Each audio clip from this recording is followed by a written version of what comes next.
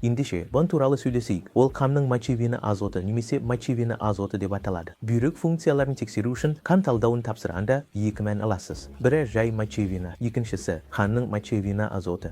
Екеуі де бір-бірімен тығыз байланысты. Олар бір-бірінен алынады.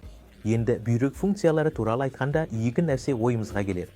Бірі креатинин, екіншісі мочевина азоты немесе қанның мочевина азоты. Ендеше, қанның мочевина азоты деген не? Қанның мочевина азоты бұл соңғы 24-48 сағатта қабылдаған ақуыздан түзілген азот. Әдетте, мочевина мен креатинин әрдайым қатар жүреді. Яғни, егер креатинин жоғарыласа, мочевина да жоғарылайды. Креатинин төмендесе, мочевина да төмендейді. Кейбір сирек жағдайларда ғана қанның мочевина азоты креатининге қарамастан төмен немесе жоғары болуы мүмкін. Енді сол жағдайлар туралы сөйлесейік. Жалпы, егер сізде мочевина жоғары болса, креатининге де қарайсыз. Егер мочевина жоғарылап жатса, креатинин де жоғарылап жатса, бұл бүйректердің дұрыс жұмыс істемей жатқанын білдіреді. Сондықтан нефролог дәрігерге қаралуыңыз керек. Енді қанның мочевина азоты жоғары, бірақ креатинин қалыпты болатын жағдайларды қарастырайық.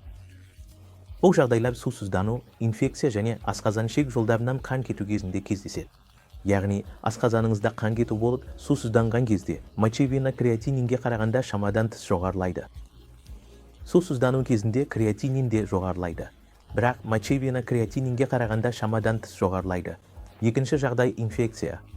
Инфекция кезінде катаболикалық жағдай деп аталатын күй болады. Бұл дегеніміз ағзаның метаболизмі бактериялармен күресу үшін бірнеше есе артады. Метаболизм артқан кезде бұлшықеттер мен басқа да заттар ыдырап, мочевина бөлініп шығады, және ол креатининге қарағанда шамадан тыс жоғарылайды. Яғни, осындай жағдайларда сіздің креатининге қарағанда мочевинаңыз жоғары болады. Ал енді керісінше, мочевина төмен болуы да мүмкін. Мочевина циклі, яғни мочевинаның түзілуі бауырда жүреді. Сондықтан, егер сізде бауыр ауруы болса, мысалы, созылмалы бауыр ауруы немесе қандай да бір себеппен бауыр жеткіліксіздігі болса, ондай жағдайда мочевина циклі жүрмейді. Яғни, мочевина циклі жүрмегенде, қандағы мочевина азоты түзілмейді. Бұл сіздің бүйректеріңіз сау дегенді білдірмейді, бірақ өндіріс орны жұмыс істемегендіктен мочевинаңыз төмен болады, яғни жоғары болуы керек жерде де төмен болады. Сондықтан, бұл жағдайларда мочевина төмен немесе жоғары болуы мүмкін, ол креатининге тәуелсіз. Бірақ жалпы есте сақтауымыз керек нәрсе мочевина мен креатинин әрдайым қатар жүреді.